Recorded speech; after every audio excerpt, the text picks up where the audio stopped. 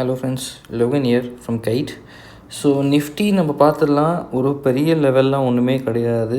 என்னோடய ஃபீல் என்ன அப்படின்னாக்கா, ஒரு வேளை இந்த மந்த் எண்டு வரைக்குமே மார்க்கெட்டோட லெவல் இந்த 22,900லேருந்து இந்த 23,400 அப்படின்றது தான் இருக்குன்றது ஒரு ஃபீல்.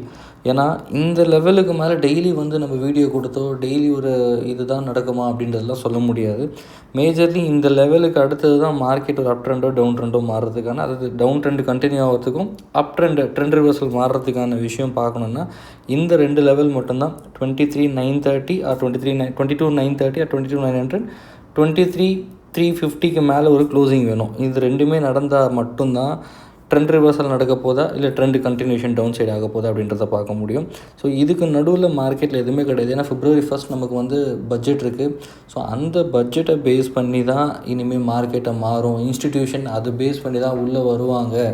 அது வரைக்கும் அவங்களோட வாட் எவர் தே ஹேவ்னோ அதை கம்மி பண்ணிகிட்டே தான் வராங்க. பர்சன்டேஜை கம்மி பண்ணிகிட்டே தான் வராங்க. நம்ம டிப்பில் எவ்வளோக்கு எவ்வளோ வாங்குகிறோமோ அது ஹையரில் போகும்போது அவங்க நல்லாவே செல் பண்ணுறாங்க அப்படின்றது நமக்கு நல்லா பார்க்க முடியுது. மார்க்கெட்டில் கண்டினியூஸாக நேற்று மட்டுமே ஒரு 5,000 கோடி செல் பண்ணியிருக்காங்க. ஸோ இன்னும் மார்க்கெட்டு நீங்கள் பார்த்தீங்கன்னாக்கா மேஜராக நம்ம இன்னும் கீழே விழல. அதுக்கு காரணம் எஃப்ஐஏ கூட டிஐஏ கொஞ்சம் ஸ்ட்ராங்காக பை அப்படின்றது ஃபைட் பண்ணுறாங்க. அந்த பக்கம் எவ்வளோ செல்லிங் நடந்தாலும் இந்த பக்கம் ஒரு ஸ்ட்ராங் பை கொடுக்குறாங்க. பட் நேற்றுக்கு மார்க்கெட்டில் அது கொஞ்சம் ஃபெயில்டு அப்படின்னு நம்ம பார்க்க முடியுது. ஸோ இப்போவும் மார்க்கெட்டில் பாருங்கள், மார்க்கெட்டோட கரெக்டாக அந்த சப்போர்ட் ஜோன் நேற்றோட நான் டெய்லி கேண்டில் தான்.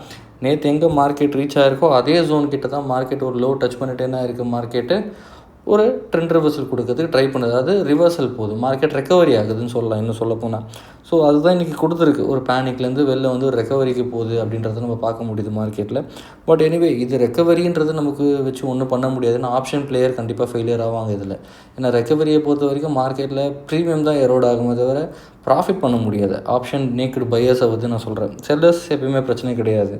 பட் பையர்ஸ் அடுத்த லெவல்லாம் போகணுன்னு நம்ம நினச்சோன்னா இந்த ரெண்டு லெவல் தான். 22,930க்கு கீழே ஆர் 23,350 ஆர் 60க்கு மேலே தான் அடுத்த லெவல் அப்படின்றத நம்ம பார்க்க முடியும். டில் தட் வேறு லெவல் நிஃப்டியில் கிடையாது. நடுவில் எந்த லெவலுமே கொடுக்க முடியாது. நமக்கு டைம் ஃப்ரேமை கம்மி பண்ணிவிட்டு 15 மினிட்ஸில் ட்ரேட் பண்ணலாம், இல்லை ஒரு 1 மினிட்டில் பண்ணலாம், இல்லை ஒரு 30 மினிட்ஸில் பண்ணலாம். வாய்ப்பே இல்லை.